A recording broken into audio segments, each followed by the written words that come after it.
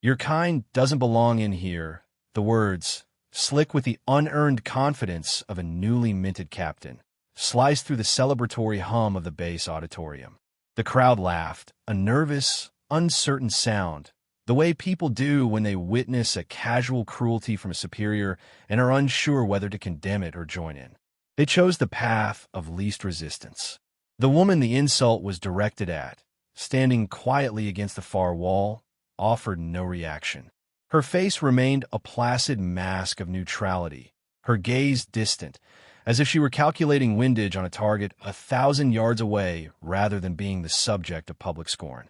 But when General Wallace, observing the proceedings from his seat of honor on the stage, saw the perfect, almost unnerving stillness of her posture, the way her weight was evenly distributed, her hands clasped loosely in front of her, a portrait of coiled potential, he felt a cold knot of recognition tighten in his gut. He knew that stance. He had seen it once before, in a dusty, sun-bleached corner of the world he was forbidden to speak of, right before the deafening silence that followed an impossible feat if you believe that true strength doesn't need to announce itself. Type quiet professional below. The auditorium itself was a monument to institutional pride, a cavernous space where history was polished and displayed. Sunlight streamed through tall, arched windows, illuminating the fine dust motes dancing in the air and glinting off the rows of medals adorning the chests of the assembled officers. The scent of fresh coffee, floor wax, and starched dress blues mingled in the air, the official perfume of military ceremony. Today's ceremony was for Captain Marcus Thorne. It was his day. His new rank, a pair of gleaming silver bars, was pinned to his shoulders by his smiling wife and proud father, a retired colonel whose own career had been more political than practical. Thorne stood bathed in the adulation, his chest puffed out, his smile wide and predatory. He was the very picture of ambition, a man who had mastered the language and posture of leadership without ever truly grasping its substance. He saw the world as a ladder, and his primary occupation was ensuring his own steady ascent while casually kicking at the hands of those below him. And that's when his eyes fell upon her. She was an anomaly, a discordant note in his carefully composed symphony of success. In a room filled with the rigid formality of dress uniforms, she wore standard operational camouflage pattern fatigues, clean and pressed, but utterly devoid of rank, insignia, or unit patches. They were sterile, anonymous. Her hair was pulled back in a severe, functional bun, and her face, though youthful, seemed etched with a profound and weary patience. She held no program, sipped no coffee. She simply stood, an observer, her stillness a silent rebuke to the self-congratulatory noise filling the room. To Captain Thorne, she was an affront, an enlisted soldier, he assumed, and a junior one at that, who had wandered in from some motor pool or supply depot, utterly ignorant of the protocol required in such a hallowed space, on such a hallowed day for him. Her presence was a stain on his perfection, and his arrogance, freshly validated by his new rank, demanded it be publicly scrubbed away. That was when he spoke, his voice carrying the easy condescension of a man who has never been seriously challenged. He expected her to stammer, to apologize, to shrink under his gaze and the weight of the room's attention. He expected her to scurry away, properly chastised. He did not expect the silence. He did not expect the calm. And he certainly did not expect the lesson in humility that was about to be administered, a lesson so profound it would be etched into the very legacy of the base itself. General Wallace watched, his hands gripping the arms of his chair, the faint, pleasant smile he reserved for such ceremonies melting from his face, replaced by a grim, focused intensity. He knew what the young, foolish captain did not. He was not looking at a misplaced private. He was looking at a force of nature disguised as a soldier. He was looking at the human embodiment of a surgeon's scalpel, a tool of impossible precision and lethality, and he had just decided, in his infinite ignorance, to poke it with a stick. The silence that followed Captain Thorne's pronouncement was a weapon in itself, and he misinterpreted it completely. He saw her placid stillness not as supreme self-control, but as the dumb insolence of a subordinate. The nervous tittering from the audience further inflated his ego, convincing him that he was not being a bully, but was instead acting as a necessary enforcer of military decorum. His initial insult was merely the opening salvo in a campaign of public humiliation he felt she deeply deserved for daring to exist so plainly in his moment of glory. He began to walk toward her, his polished shoes clicking in arrogant rhythm on the gleaming floorboards. Each step was a performance, his shoulders thrown back, a sneer playing on his lips. He was a predator closing in on prey, and he wanted everyone to witness the kill. "Let me be clearer," he said, his voice dripping with sarcasm as he closed the distance between them. "This is a promotion ceremony for officers. It's an event that requires a certain standard of dress, a certain level of respect. Do you understand those words? Respect." He stopped a few feet from her, deliberately invading her personal space, a classic intimidation tactic. She didn't flinch. She didn't even seem to blink. Her eyes remained fixed on a point somewhere over his shoulder, as if he were a mildly interesting piece of furniture and not the central figure of the day's events. This infuriating lack of reaction only fueled Thorne's anger. "What unit are you with, soldier?" he demanded, his voice rising. "Who was your first sergeant?" I want to have a long, detailed conversation with him about why his troops feel it's appropriate to wander into formal events looking like they just finished changing a tire. The crowd shifted uncomfortably. The initial amusement had curdled into a palpable tension. This was no longer a minor correction of protocol. It was a public dressing down, and it was becoming excessive. Yet, no one dared to intervene. Thorne was a newly promoted captain, his career on the ascent, and she was nobody, a ghost in fatigues.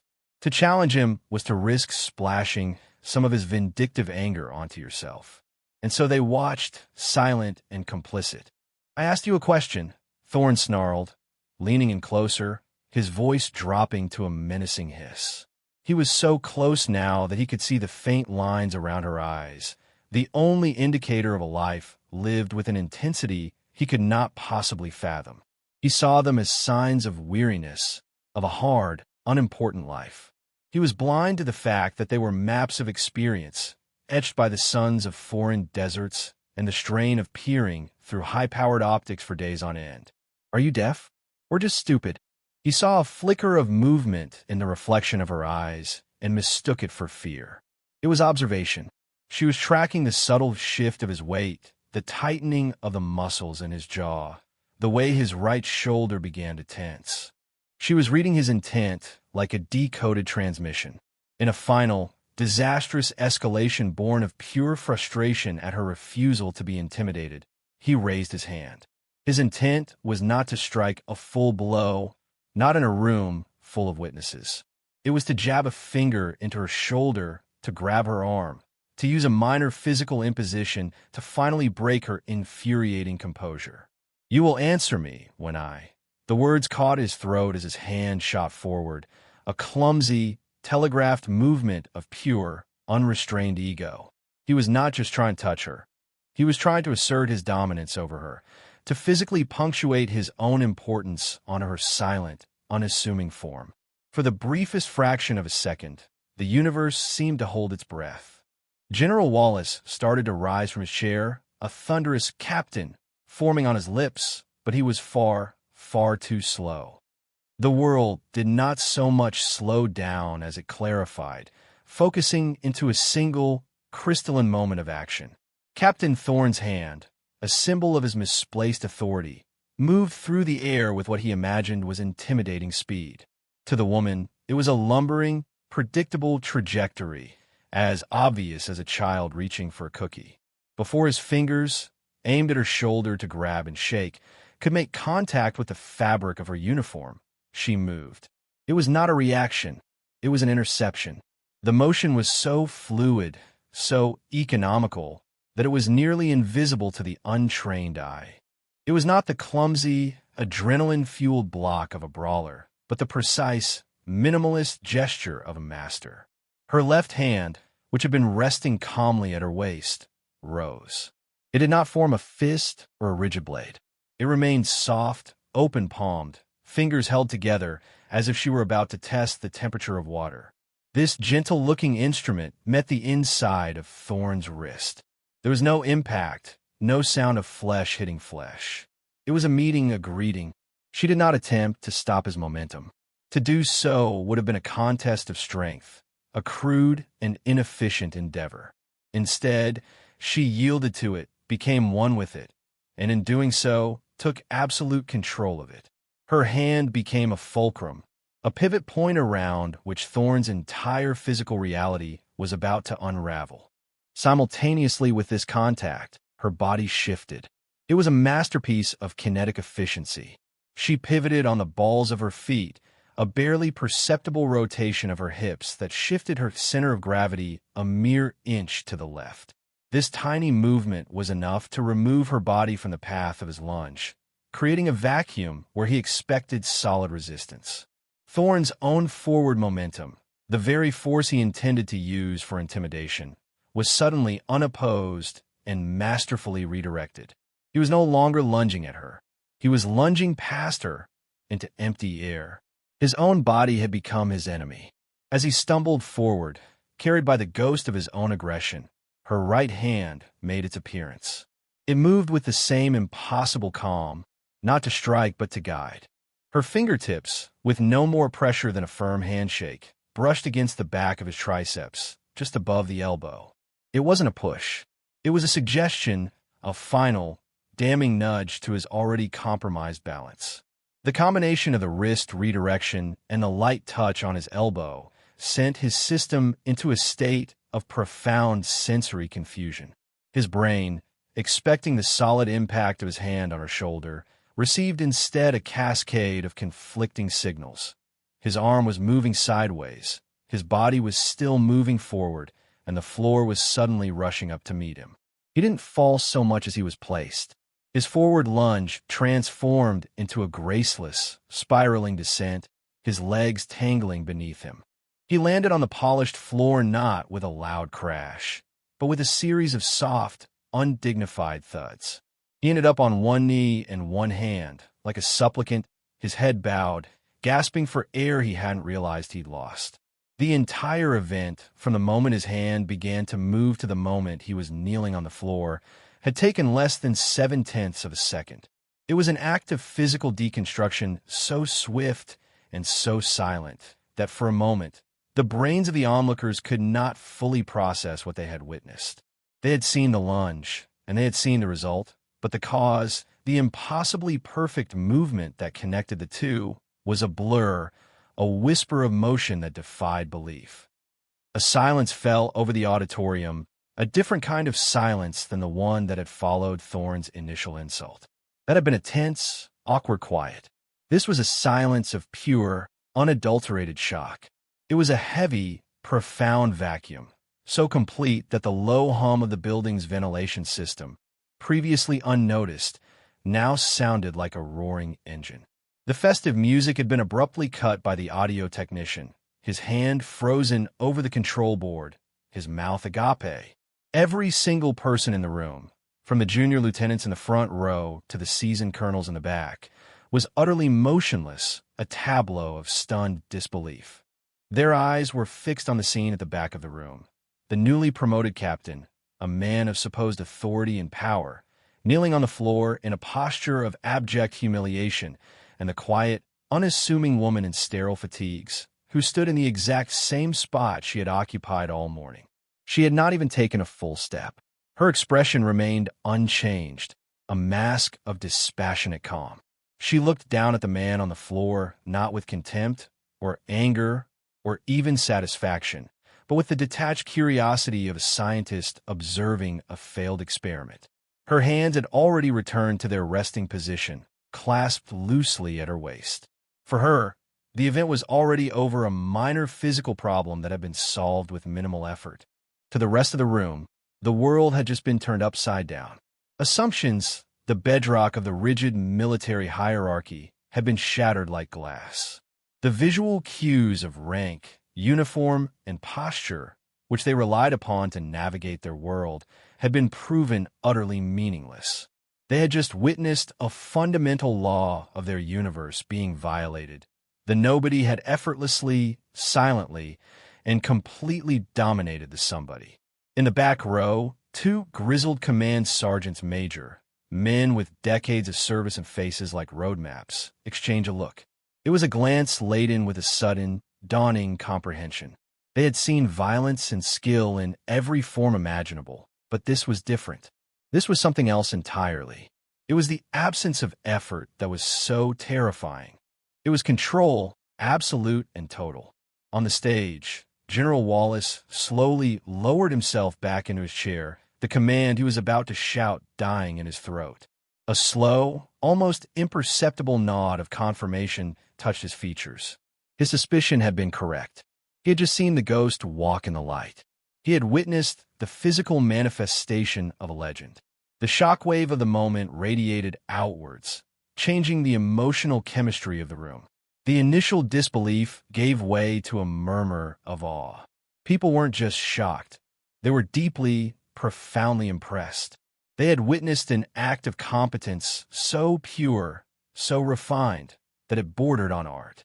It was a direct, physical refutation of Thorne's loud, verbal arrogance. He had used words to build himself up, and she had used a single, silent movement to completely dismantle him. He was a monument to ego. She was a testament to skill. The contrast was so stark, so absolute, that it forced a moral reevaluation in the mind of everyone present. They had just been given a masterclass in the difference between perceived power and actual power. And now, as Captain Thorne struggled to push himself up, his face a kaleidoscope of confusion, rage, and shame, he finally looked up at the woman standing over him. For the first time, he truly saw her. He saw the utter lack of fear in her eyes, the unshakable core of confidence that needed no rank, no medals, and no validation. And in that moment, a sliver of terrifying understanding pierced his thick armor of arrogance. He realized he had not insulted a soldier. He had angered a god. The spell of shocked silence was broken by the sound of a single pair of shoes on the polished floor. General Wallace was moving.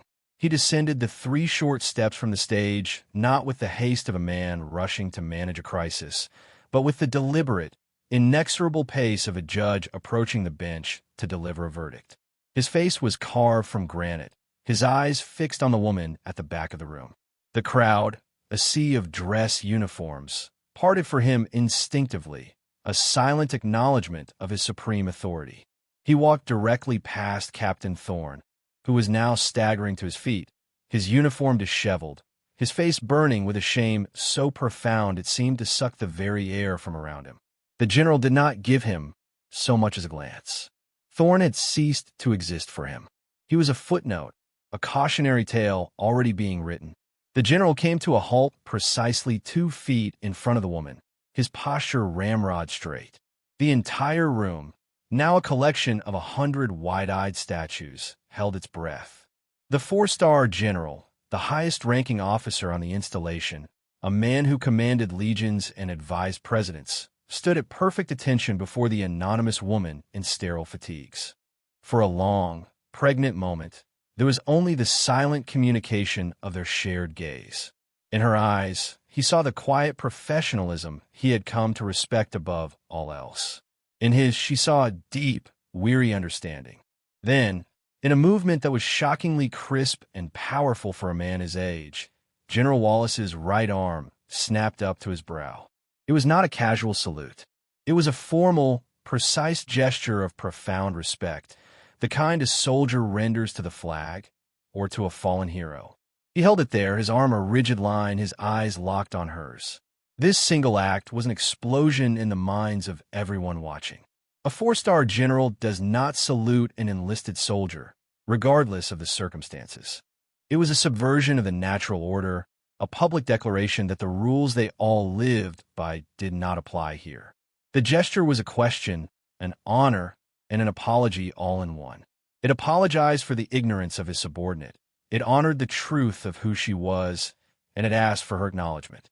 The woman's response was as minimalist and efficient as her defense. She gave a short, sharp nod, her chin dipping no more than an inch. It was a gesture of acceptance, a quiet as you were that spoke volumes. The general held the salute for another beat, ensuring every single person in the auditorium had burned the image into their memory, and then lowered his arm with the same precision. The lesson was not over. The public validation had only just begun. The general turned, not to face the crowd, but to finally address the disgraced Captain Thorne, who stood swaying slightly, his world completely unmade. The general's voice, when it came, was not loud. It was low, cold, and carried the weight of absolute finality. "Captain Thorne," he began, the title now sounding like an accusation. "In your haste to demonstrate your newfound authority, you have just committed a professional error of such magnitude that your career is likely forfeit. You chose to publicly humiliate a soldier. A common enough mistake for the arrogant and the insecure." He paused, letting the words hang in the air. "However, your target was not just any soldier. You attempted to lay a hand on a living legend." He turned his head slightly, gesturing to his aide, a young, sharp major who was already frantically tapping on a secure datapad. "Major, pull up the service record for operative designation Wraith. Security clearance Omega Niner." The major's face went pale. He looked at the general, then at the woman, and back to the general, his eyes wide with a mixture of terror and awe. Omega Niner clearance didn't just require a secret password. It required a direct voice authorization from a command-level officer. "Sir," the major stammered, "I'm not sure." "Do it, Major," the general commanded, his voice leaving no room for argument. The general turned his body slightly, positioning himself so that he was addressing both the humiliated Thorne and the entire silent, captive audience. His voice rose, taking on the timbre of a lecturer, a historian, and a judge all at once. "For those of you who have spent your careers behind desks and in secure bases, let me tell you what you are looking at." He gestured with an open hand toward the woman, who remained impassive, an island of calm in a sea of emotional turmoil. "You're looking at the literal tip of the spear. The silent professional upon whose courage and skill the safety of this nation is built, the aide, having received the necessary voice authorization, was staring at his datapad, his face a mask of utter disbelief. The general nodded to him. "Major, read what you can." "The unclassified designators only." The major swallowed hard, his voice trembling slightly as he began to read from the screen. "Name redacted. Rank, Command Sergeant Major. Unit, redacted. Assigned to Joint Special Operations Command, Task Force. Redacted." He looked up, his eyes wide. "Sir, the rest of the unit information is black." "Of course it is," the general said softly. "Continue. Medals and commendations," the major read, his voice growing stronger with each word, as if he were announcing the titles of royalty. "Distinguished Service Cross. Silver Star with 3 oak leaf clusters. Bronze Star with Valor Device, 6 oak leaf clusters. Purple Heart with 4 oak leaf clusters. Defense Meritorious Service Medal." "Sir, the list is extensive." The air in the room grew thick with the weight of those words. Each medal represented a moment of extreme danger, an act of heroism that was almost unimaginable to most of the people present. The sheer volume of them was staggering. "Note her last official command position, Major," the general instructed. The major scrolled down the screen. "Command Sergeant Major 4. For the activity, sir." A wave of whispers rippled through the audience. While the specifics were highly classified, the name itself was the stuff of military folklore. The activity, the Army's most elite and secretive intelligence and direct action unit. A group of operators so clandestine they were practically ghosts. They didn't recruit, they selected. And to be not just an operator, but the senior enlisted leader of such a unit was a level of achievement that was simply off the known scale of military hierarchy. The general let that information sink in. A heavy stone dropped into a silent pool. He then took a step closer to Thorne, his eyes burning with cold fire. "Captain," he said, his voice now a low growl. "You demanded to know who her first sergeant was. For the better part of a decade, She was the sergeant major to whom colonels and even generals deferred on operational matters. She has forgotten more about combat, leadership, and sacrifice than you will ever learn. Her file is mostly black ink, Captain. The parts that aren't would make you question everything you think you know about courage and duty. Men and women with stars on their shoulders listen when she speaks, and she rarely speaks. He turned back to the room at large. Her rank is Command Sergeant Major. That is her title. But her functional rank in the community that truly matters, the one that operates in the shadows so you can all enjoy the sunlight, is absolute. She doesn't just outrank you, Captain. He swept his gaze across every officer in the room, from the newest lieutenant to the most senior colonel, before letting it rest on his own reflection in the polished floor.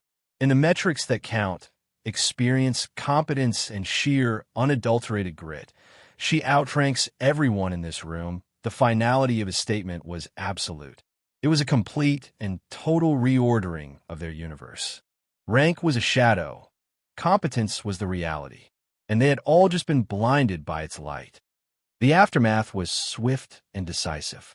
The formal promotion ceremony was concluded with a terse, awkward smattering of applause, the festive atmosphere utterly shattered. Captain, or rather, Mr. Thorne, as he would soon be, was quietly and firmly escorted from the auditorium by two of the base's most senior sergeants major. They did not touch him, but their grim, imposing presence on either side of him was a clear message. His public life in uniform was over. The story, however, was just beginning. It did not just spread, it detonated.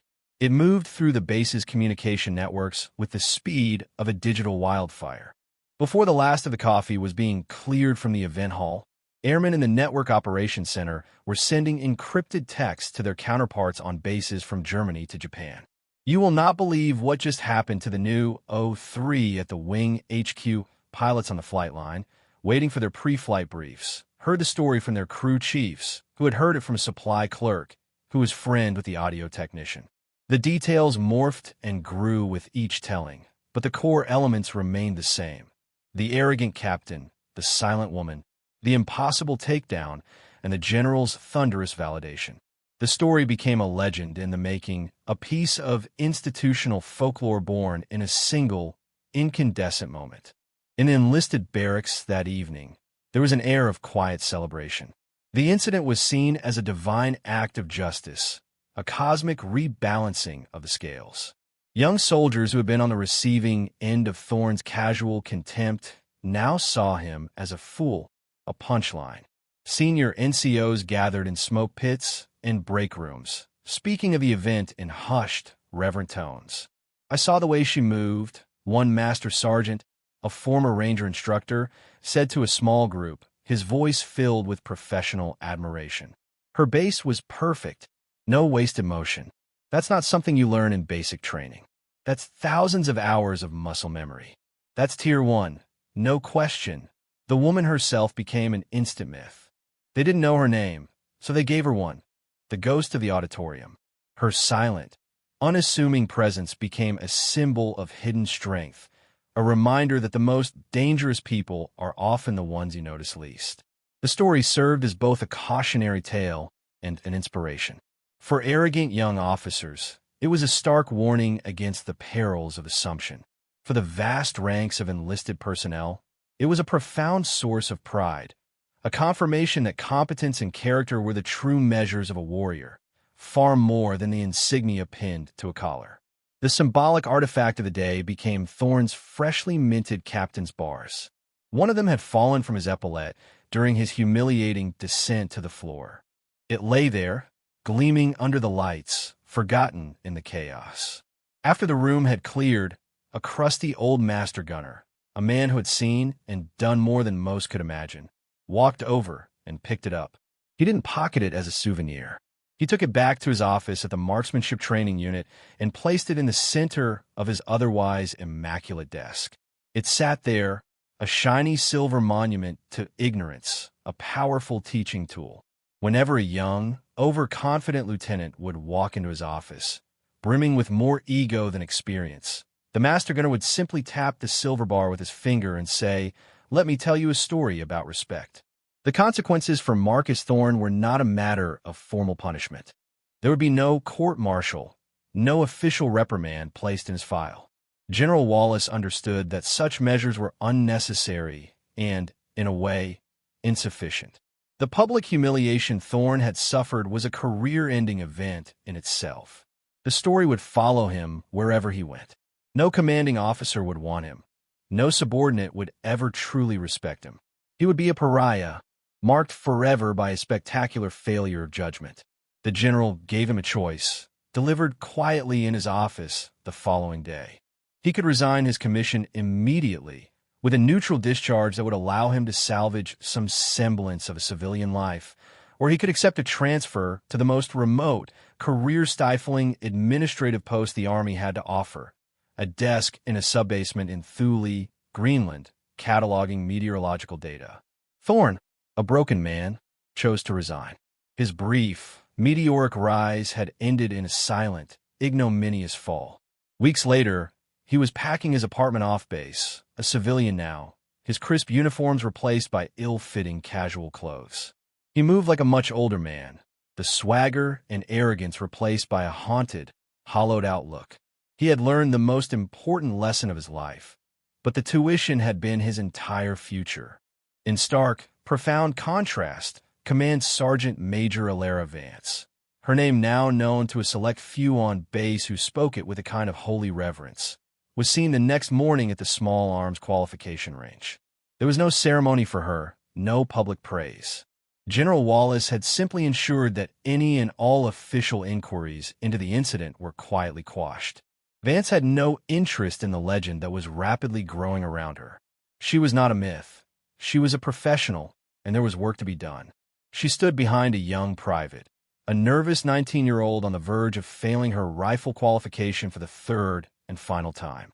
The private's hands were shaking, her breathing was erratic, and her shots were scattered wildly across the paper target. A drill sergeant was screaming at her, his voice a torrent of frustration, which only made her flinch more with every shot. Vance watched for a moment, then walked over. She didn't speak to the drill sergeant. She simply placed a calm hand on his shoulder. He turned, ready to unleash his fury on this new interruption, saw her face, and his entire demeanor changed. He went from rage to awe in a heartbeat. He stammered a sergeant major and stepped back, ceding the space to her. Vance knelt beside the terrified private. She didn't raise her voice. She didn't criticize. In a low, calm murmur, she spoke. "Breathe," she said. "Forget the noise. Forget the target. Just breathe." She gently adjusted the young soldier's grip on the rifle, her hands moving with practiced, reassuring confidence. Let the breath out slow. Squeeze the trigger on the empty space between heartbeats. Don't pull it. Let the shot surprise you.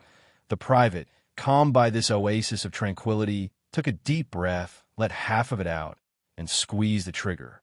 The rifle cracked. A small, perfect hole appeared in the center of the bullseye. The private looked back at the target, then at Vance, her eyes shining with a mixture of shock and gratitude. She had no idea she was being mentored by the ghost of the auditorium. She only knew that this quiet, kind woman had shown her the path to competence. For Vance, this was the true meaning of her skill. It wasn't a tool for personal glory or for humiliating the arrogant. It was a gift to be shared, a standard to be passed on, a legacy built not in a single dramatic moment, but in 1,000 quiet acts of mentorship. A year passed. The story of what came to be known as the Thorne incident did not fade. Instead, it crystallized, transitioning from gossip into institutional doctrine. It became a mandatory case study at the base's leadership development course for new officers. The narrative was simple and powerful, a lesson on the dangers of arrogance, the fallibility of assumptions, and the profound importance of respecting the quiet professionals who form the true backbone of the service. The auditorium itself became an unofficial landmark. The spot where Vance had stood, near the back wall, was referred to by the NCO Corps as Vance's Corner. It was considered a place of quiet reflection, a symbolic piece of ground where competence had put ego firmly in its place. The culture of the base had subtly shifted. There There was a new, palpable sense of humility among the junior officer corps. They were a little quicker to listen, a little slower to judge. They looked at the senior enlisted personnel not just as subordinates to be managed, but as invaluable repositories of wisdom and experience. The lesson had been absorbed into the base's DNA. General Wallace was on the verge of retirement. On his final day, he gave a farewell address to the assembled command staff in that very same auditorium. He spoke of his long career, of the changes he had seen, of the challenges that lay ahead. And at the end of his speech, he paused, and his gaze drifted to the back of the room, to that now famous corner. "If I can leave you with one final thought," he said, his voice resonating with deep sincerity, "it is this. Your rank is a tool. It grants you the authority to command, but it does not, in itself, grant you respect. Your position is a responsibility, not a privilege. Respect is earned. It is earned in the quiet moments of diligence, in the disciplined execution of your duty, in your unwavering commitment to your people. It is earned in your ability to recognize true strength, true character, even when it comes in a package you do not expect." Wearing a uniform with no rank on it at all, he looked directly at the new crop of young lieutenants in the front row. "Never assume you're the most dangerous person in the room. The truth is, you're almost never the most dangerous person in the room. That person is likely the one who is quietest, the one who is observing, the one who has nothing to prove. Seek out those people. Learn from them, because they're the ones who hold this entire enterprise together." He never mentioned Thorne or Vance by name. He didn't have to. Everyone in the room knew the story. They understood the weight of his words. The legend had done its work. It had become a living principle, a standard of behavior that would echo long after the individuals involved were gone. The general's final act as commander was to ensure that the lesson of that day became a permanent part of the institution's memory, a safeguard against the perennial threat of arrogance. True legacy is not what is carved in stone. It is what is woven into the fabric of a culture. It isn't a name on a building or a statue in a courtyard. It is a standard that endures, a lesson that is passed down from one generation to the next, becoming more potent with each retelling. Command Sergeant Major Alara Vance left the base a few weeks after the incident, her temporary assignment completed. She vanished back into the classified world from which she had briefly emerged, leaving behind nothing but a myth and a transformed institution. Her legacy was not in the spectacular, public humiliation of an arrogant officer. That was merely the catalyst. Her true, lasting impact was far quieter and more profound. It was in a young private she had coached on the rifle range, who went on to become a distinguished marksman and a mentor to others, always teaching with the same quiet patience Vance had shown her. It was in a master gunner who kept the silver captain's bar on his desk, using it to teach hundreds of new officers the meaning of humility. It was in the subtle but significant shift in the relationship between officers and NCOs across the entire installation, a new culture of mutual respect built on the foundation of her silent example. Vance's silence taught more than 1,000 leadership seminars. Her calm demonstrated more strength than any boastful display of power. Her competence became the new gold standard, a quiet, unassailable truth that reminded everyone that what you are is infinitely more important than what you appear to be. The story of the ghost of the auditorium became a tool for forging better leaders, a parable that illustrated the supreme virtue of the quiet professional. It served as a permanent reminder that true worth is proven through action, not words. And that respect is the one thing in the military that cannot be commanded. It can only be earned. The most powerful forces are often the most unseen. The most effective warriors are often the most unassuming. And the most enduring lessons are the ones delivered not in a shout, but in a whisper of perfect, undeniable competence. For more stories where quiet competence triumphs over loud arrogance, and where silent discipline defines their worth, subscribe to Unknown Heroine Tales.